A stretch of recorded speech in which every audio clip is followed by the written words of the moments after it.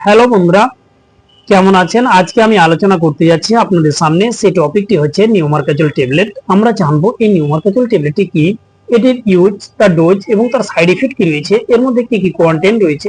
তাই আসুন এই সমস্ত বিষয় জানার পূর্বে আপনাদের কাছে রিকোয়েস্ট, আপনারা চ্যানেলকে অবশ্যই সাবস্ক্রাইব করুন এবং অল নোটিফিকেশন অন করে রাখুন।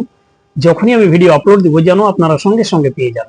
তাই আসুন আর দেরি না করে আমরা সর্বপ্রথমে জানবো এই নিউমার্কাজল ট্যাবলেট এটি কি। এটি একটি অ্যান্টিথাইরয়েডিয়াম মেডিসিন বা ওষুধ। তারপরে আমরা জেনে নিব এর মধ্যে কি কন্টেন্ট রয়েছে। এর মধ্যে একটি কন্টেন্ট রয়েছে, সেটি হচ্ছে কার্বিমাজল। এটি নিয়ে গঠিত হয়েছে এই নিউমার্কাজল ট্যাবলেট। আসুন এবার আমরা জানবো এই মেডিসিন, এটির ইউজটা কি, কখন, কোন সমস্ত কন্ডিশনে এটিকে ইউজ করা হয় বা নেওয়ার নির্দেশ দেওয়া হয়।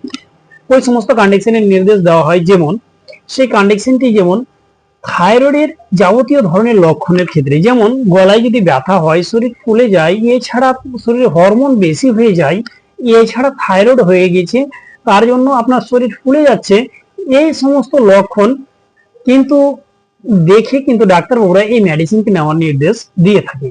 তাহলে আসুন এবার আমরা জানবো এটি ডোজ কি হবে, এটিকে খাওয়ার নিয়মটা কি, এটি সেবন কিভাবে করবেন। এই মেডিসিনকে সেবন করার নিয়ম হচ্ছে 1 থেকে 3টি করে ট্যাবলেট দিনে আপনি নিতে পারেন এবং ডাক্তারবাবুরা পেশেন্টের উপর ডিপেন্ড করে তার ডোজ কিন্তু ফিক্স করে দিবেন। আসুন এবার আমরা জানবো এই মেডিসিন আপনি কখন সেবন করবেন, খাওয়ার পরে না আগে। আপনি যদি এটিকে খাওয়ার আগে যদি আপনি সেবন করেন, আপনি যদি এই মেডিসিনকে খাওয়ার আগে সেবন করেন তাহলে পারফেক্ট রেজাল্ট আসবে, খাওয়ার পরে খেলেও কিন্তু খেতে পারে। আসুন এবার আমরা জানবো এই মেডিসিন খাওয়ার পরে কি কি ক্ষতি বা পার্শ্ববর্তী ক্রিয়া দেখা দিতে পারে। এই মেডিসিন খাওয়ার পরে কিছু ক্ষতি বা পার্শ্ববর্তী ক্রিয়া দেখা দিতে পারে।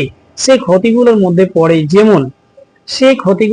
পড়ে আপনার স্কিনের মধ্যে দানা দানা বা চুলকাতে পারে বা লাল লাল উদ্ভব দেখা দিতে পারে। এছাড়া তার মাথা ঘুরতে পারে, ভমিটিং বমি হতে পারে, নজিয়া বমি বমি লাগতে পারে, এছাড়া মাথা ব্যথা করতে পারে। এই সমস্ত লক্ষণগুলো কিন্তু দেখা দিতে পারে। তাই আপনাদের কাছে রিকোয়েস্ট, আপনারা যখনই কোনো মেডিসিন ব্যবহার করবেন ডাক্তারের পরামর্শ নেবেন, তারপরে ব্যবহার করবেন। ডাক্তারের পরামর্শ ছাড়া কোনো মেডিসিন ব্যবহার করবেন না। তাই আমার ভিডিও যদি আপনাদের সামান্য কাজে এসে থাকে অবশ্যই চ্যানেলকে সাবস্ক্রাইব করে রাখবেন এবং এরপরে কোন মেডিসিন বা কোন টপিকের উপরে ভিডিও পেতে চান কমেন্ট করে জানিয়ে দেবেন আপনাদের মতামত। আসি পরে ভিডিও আবার দেখা।